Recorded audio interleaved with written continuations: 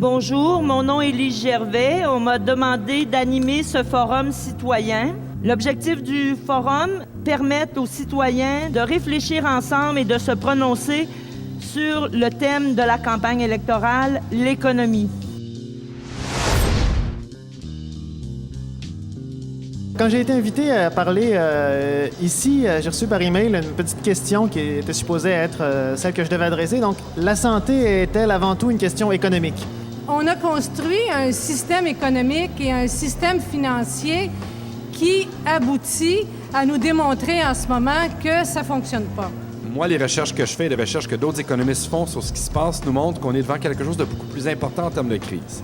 Il faut commencer par retrouver une parole qui n'a pas peur du mot capitalisme. La façon dont on mesure les dépenses de santé, puis ça, c'est une question technique, là, c'est on mesure combien on dépense sur la santé par rapport au PIB, donc le ratio entre la dépense de santé et la richesse collective. Au Québec, on a des dépenses de santé publiques de l'ordre de 7 du PIB, ce qui nous met dans la moyenne, dépenses totales 10 du PIB, ce qui nous met à peu près dans la moyenne aussi. On vit une crise du capitalisme. Sarkozy peut le dire, pourquoi que nous ne pourrions pas le dire? On doit arrêter d'utiliser des euphémismes comme néolibéralisme, économie de marché, l'économie va mal.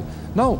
La question que nous, on doit poser à la société, c'est est-ce qu'on veut refonder le capitalisme? Est-ce que ça vaut la peine de faire ça? Est-ce qu'on veut payer pour ça?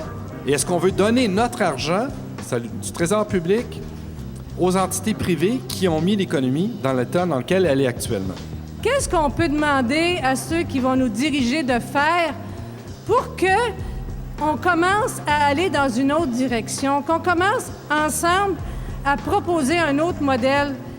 Comment ne pas abandonner les interventions nécessaires à avoir pour les plus démunis qui sont condamnés à l'extrême pauvreté et qui le restent davantage depuis des années avec ce qu'on a appelé néolibéralisme, avec la tangente qu'a pris le capitalisme. On a un système qui ne sert pas les intérêts si on veut, d'une collectivité, d'une société qui serait saine, qui serait en santé et qui aurait accès à, je dirais, une base commune de bien-être auquel toute personne censée aspire.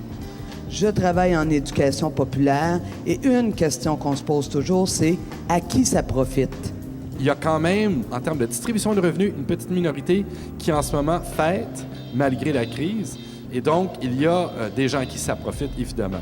Moi, je les appelle les auto-exclus. Ils ne sont pas exclus par le système, ils s'excluent du système. Ils ne se font pas payer en salaire, ils se font payer en droit de spéculer, placent ça aux Bahamas, ils vont se faire soigner ailleurs, ils envoient leurs enfants à l'école ailleurs. C'est des gens qui s'excluent d'eux-mêmes, qui ne veulent pas être solidaires. Le défi d'une gauche, c'est désolidariser de force.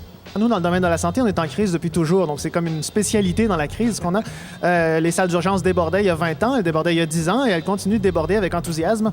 Donc, si vous pensez à des problèmes du système de santé, vous allez penser qu'un Montréalais sur 3 n'a pas de médecin de famille, que même si vous en avez un, vous pouvez probablement jamais le rencontrer parce qu'il est bien trop occupé pour vous voir, que les salles d'attente débordent de façon chronique. Et l'autre chose qui est à l'agenda et qui va ressortir, c'est une certitude dans le courant du prochain mandat du gouvernement, c'est l'autorisation pour les médecins d'avoir une double pratique.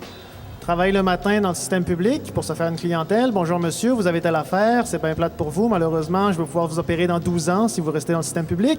Ou vous pouvez venir me voir cet après-midi, j'ai justement une clinique juste à côté et je pourrais vous soigner la semaine prochaine. Il faut remettre des valeurs de solidarité puis de justice et d'équité au cœur de tous les niveaux de formation formelle, mais aussi informelle. Pour arriver aux solutions, il va falloir que tout le monde réforme en profondeur sa façon de voir. La crise actuelle, je crois, va être une crise de ces gens ordinaires.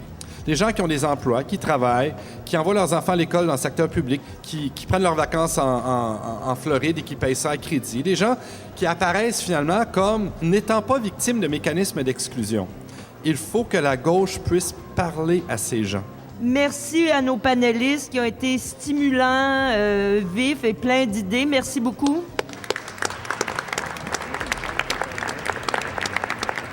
Donc, bonne fin de journée.